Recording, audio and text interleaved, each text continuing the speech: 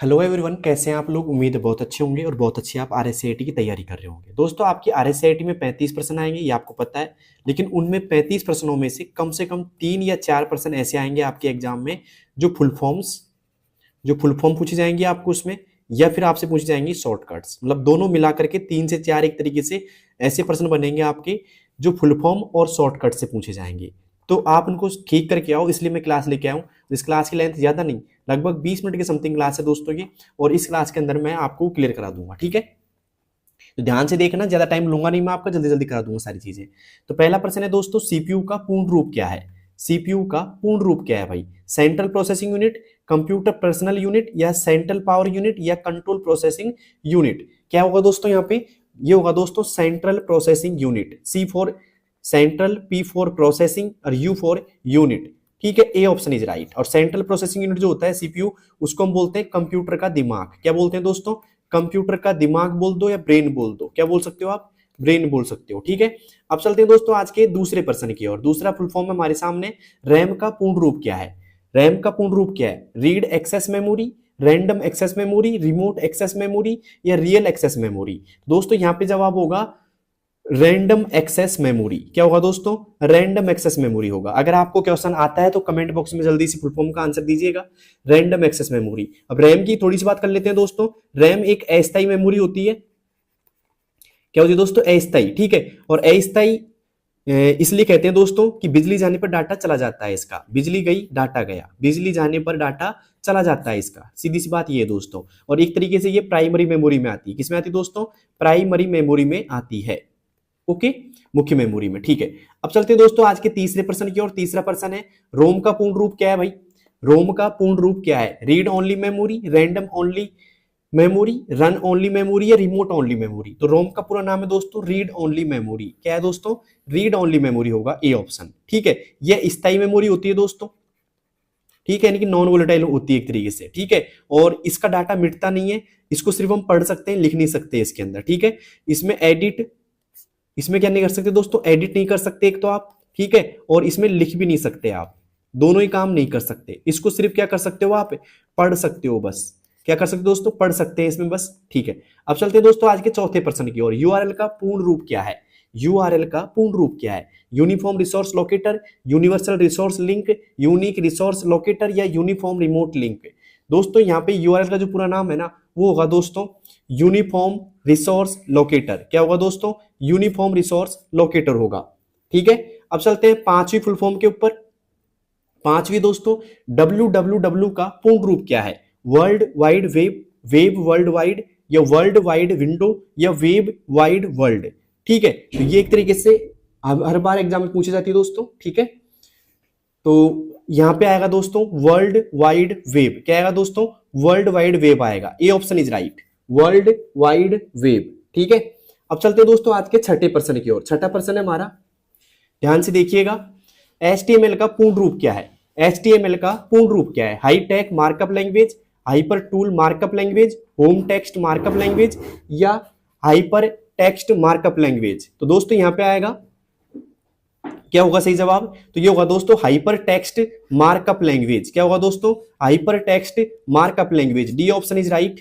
तो छठे में किस किसने डी ऑप्शन किया है भाई सिलेक्ट, जल्दी से बताइएगा मुझे। और हाँ, अगर आपको पहले से इसका आंसर आता है तो कमेंट बॉक्स में आंसर दे सकते हैं इसका। ठीक है, अब चलते हैं दोस्तों आज के सातवें प्रश्न की ओर। सातवां प्रश्न है हमारा, HTTP का पूर्ण रूप क्या है। HTTP का पूर्ण रूप क्या है, high text transfer protocol, hyper text transfit protocol, या हाइपर टेक्स्ट ट्रांसफर प्रोटोकॉल, या फिर होम टेक्स्ट ट्रांसफर प्रोटोकॉल। बताइए दोस्तों क्या होगा इसका सही जवाब। तो HTTP का जो पूरा नाम है ना भाई, वो है यहाँ पे hyper text transfer protocol, C option is right, hyper text transfer protocol. ठीक है, अब चलते दोस्तों आज के आठवें प्रश्न की ओर।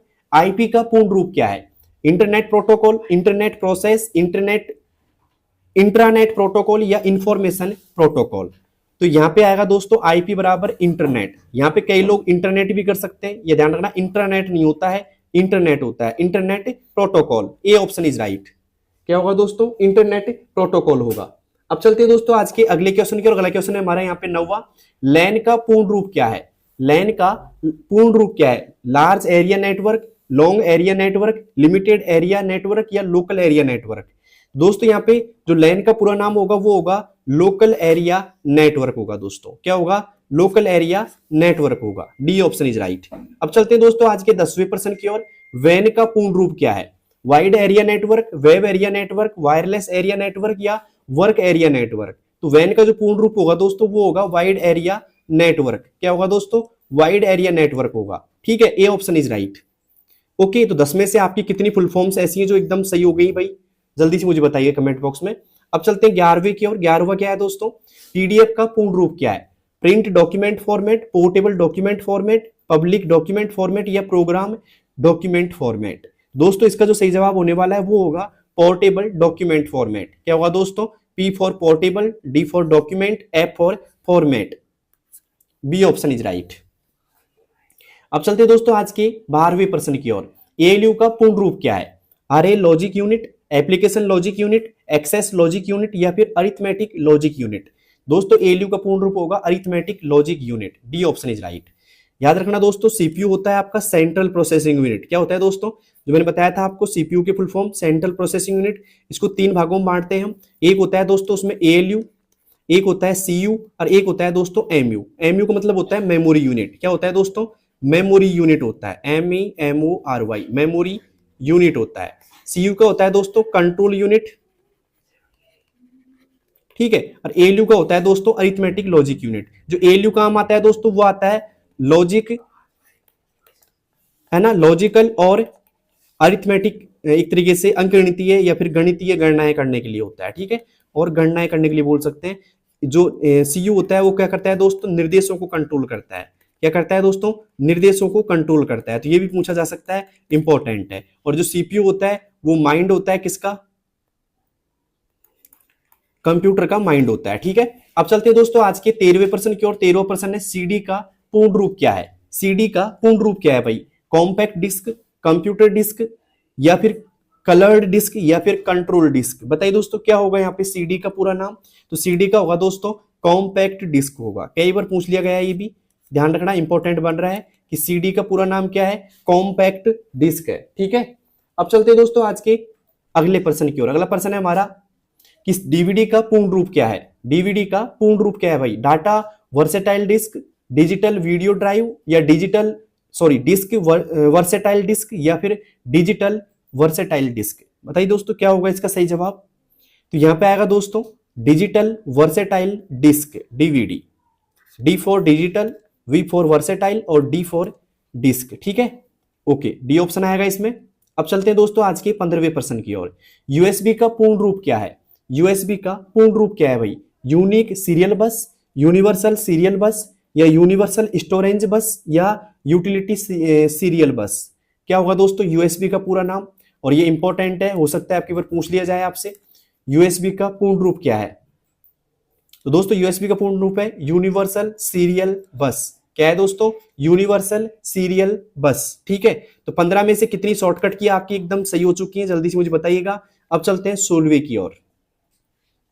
जीयूआई का पूर्ण रूप क्या है?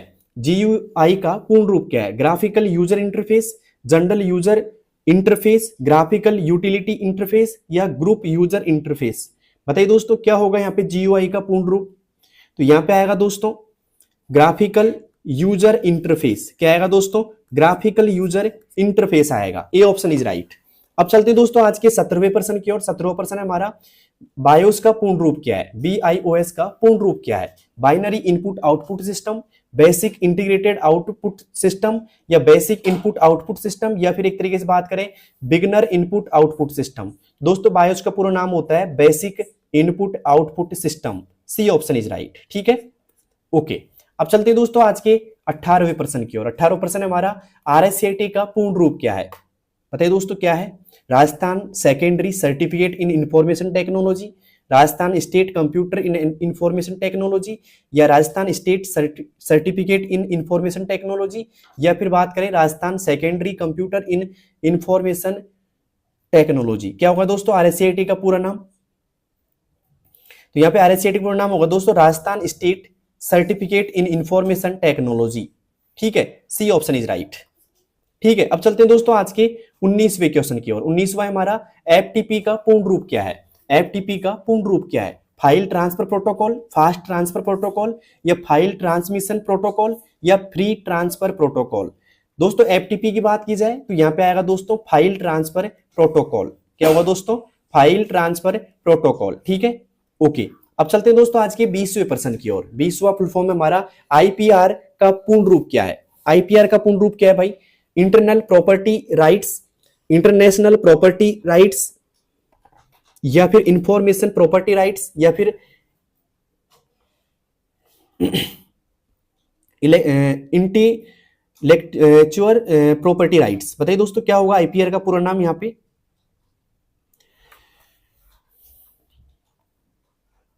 तो यहां पे आएगा intellectual property rights. D option is right. अब चलते हैं दोस्तों आज के 21वें प्रश्न की ओर। उम्मीद करता हूं 20 में से आपके 20 एकदम सही हो गए होंगे भाई। ठीक है, अब चलते हैं दोस्तों आज के 21वें की ओर। 21वां दोस्तों यहाँ पे बात करें, अब चलती है दोस्तों यहाँ पे शॉर्टकट कीज। ठीक है, तो एक भाग मैंने लिया था यहाँ पे फुल फॉर्म्स का जो आपको याद हुई होंगी। अब बात करते हैं महत्वपूर्ण शॉर्टकट कुंजियों की। ठीक है, पहला क्वेश्चन 21वां यहाँ पे, एमएस वर्ड में टेक्स्ट को कॉपी करने के लिए किस शॉर्टकट कुंजी का प्रयोग किया जाता है? Control V, control X, control C, या कंट्रोल पी। तो दोस्तों कंट्रोल सी का प्रयोग किया जाएगा। कंट्रोल वी होता है दोस्तों पेस्ट करने के लिए, कंट्रोल एक्स होता है दोस्तों कट करने के लिए, और कंट्रोल पी होता है दोस्तों प्रिंट करने के लिए। ठीक है, तो चलते हैं दोस्तों आज के 22वें क्वेश्चन की ओर। 22वां क्वेश्चन है हमारा, एमएस वर्ड में कॉपी किए गए टेक्स्ट को पेस्ट करने के लिए किस शॉर्टकट कुंजी का प्रयोग किया जाता है? एमएस वर्ड में कॉपी किए गए टेक्स्ट को पेस्ट करने के लिए किस शॉर्टकट कुंजी का प्रयोग किया जाता है? तो किया जाता है दोस्तों कंट्रोल वी का। किसका दोस्तों? कंट्रोल वी का किया जाता है। कंट्रोल सी का कॉपी के लिए किया जाएगा, कंट्रोल एक्स कट के लिए दोस्तों, कंट्रोल एस हो गई दोस्तों सेव के लिए, सेव फाइल के लिए, और एक आता है दोस्तों सेव एज के लिए। किसका करेंगे? सेव एज का करेंगे दोस्तों F12 का। किसका दोस्तों? F12 का प्रयोग किया जाएगा सेव एज के लिए। ठीक है, अब चलते हैं दोस्तों आज के 23वें प्रश्न की ओर। एमएस वर्ड में टेक्स्ट को कट करने के लिए शॉर्टकट कुंजी कौन सी का प्रयोग करेंगे, या किस शॉर्टकट कुंजी का प्रयोग किया जाता है? तो वो किया जाता है दोस्तों कट के लिए किया जाता है कंट्रोल एक्स का। ठीक है, कॉपी हो जाएगा इसका पेस्ट, और इसका प्रिंट हो जाएगा। ठीक है, अब चलते हैं दोस्तों आज के 24वें प्रश्न की ओर। एमएस वर्ड में फाइल को सेव करने के लिए किस कुंजी का प्रयोग किया जाता है? कंट्रोल ए, एस, पी, या जेड। देखिए दोस्तों कंट्रोल ए का होता है ऑल सेलेक्ट के लिए, ऑल सेलेक्ट के लिए यहां पे यूज करेंगे। कंट्रोल एस का होता है दोस्तों सेव के लिए, और पूछा भी आपसे यही है तो B option is right. Control P हो गया दोस्तों प्रिंट करने के लिए, और कंट्रोल जेड हो गया दोस्तों अंडू करने के लिए। किसके लिए दोस्तों? अंडू। और एक होता है रीडू करना, रीडू करने की हो जाएगी दोस्तों कंट्रोल के साथ में वाई प्रेस करेंगे हम। ठीक है, अब चलते हैं दोस्तों आज के 25वें क्वेश्चन की ओर। 25वां है, एमएस वर्ड में प्रिंट करने का शॉर्टकट कुंजी कौन सा है? तो प्रिंट करने के लिए दोस्तों हो जाएगी कंट्रोल पी। कौन सी हो जाएगी दोस्तों? कंट्रोल पी हो जाएगी। कंट्रोल एस हो जाएगी सेव के लिए, ए हो जाएगी ऑल सेलेक्ट के लिए, ओके, और जेड हो जाएगी दोस्तों अंडू के लिए। ठीक है, अब चलते हैं दोस्तों आज के 26वें प्रश्न की ओर। एमएस वर्ड में सभी टेक्स्ट का चयन मतलब सेलेक्ट ऑल करने के लिए किस कुंजी का प्रयोग किया जाएगा? Control S, control C, control V, या कंट्रोल ए। दोस्तों बात की जाएगी यहाँ पे कंट्रोल ए की जाएगी। ठीक है, कंट्रोल एस के बारे में, सी के बारे में और वी के बारे में बता चुका हूं दोस्तों मैं। वी होगा पेस्ट करने के लिए, ये कॉपी करने के लिए हो जाएगा, और ये सेव करने के लिए हो जाएगा। ठीक है, अब चलते हैं दोस्तों आज के 27वें प्रश्न की ओर।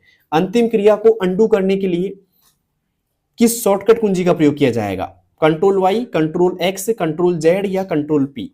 बताइए दोस्तों किसका प्रयोग किया जाएगा? दोस्तों अंतिम क्रिया को अंडू करने के लिए यहां पे करेंगे कंट्रोल जेड का प्रयोग। ठीक है, और वाई का किया जाएगा दोस्तों रीडू करने के लिए, एक्स का कट के लिए करेंगे, और पी का करेंगे दोस्तों प्रिंट करने के लिए। ठीक है, अब चलते हैं दोस्तों आज के 28वें प्रश्न की ओर। 28वां प्रश्न हमारा, अंतिम अंडू क्रिया को रीडू करने के लिए किस शॉर्टकट कुंजी का प्रयोग किया जाएगा? तो अंतिम क्रिया की बात करें तो यहाँ पे कंट्रोल वाई का यूज किया जाएगा। ठीक है, कंट्रोल जेड का बता चुका हूं मैं, कंट्रोल एक्स का बता दिया, और एक्स एस का भी बता दिया। ठीक है, अब चलते हैं दोस्तों आज के 29वें क्वेश्चन की ओर। किसी भी प्रोग्राम या एप्लीकेशन की सहायता हेल्प के लिए कौन सा फंक्शन कुंजी दबाई जाती है? किसी भी प्रोग्राम या एप्लीकेशन में सहायता हेल्प के लिए कौन सी फंक्शन कुंजी दबाई जाती है? F1, F2, F5, या F12। दोस्तों यहाँ पे बात की जाए F1 प्रयोग की जाती है। F2 का यहाँ पे रीनेम के लिए किया जाता है ना, या बोले हम सेल को एडिट करने के लिए किया जाता है एक्सेल में। ठीक है, इसके बाद में F5 को हम क्या करेंगे? रिफ्रेश के लिए कर सकते हैं, ठीक है, एमएस वर्ड में गो टू का काम करेगा ये, ठीक है, एमएस वर्ड में किसका, गो टू का। और एक्सेल में क्या करेगा दोस्तों, सॉरी पावर पॉइंट में क्या करेगा दोस्तों, स्लाइड शो स्टार्ट करने का काम करेगा।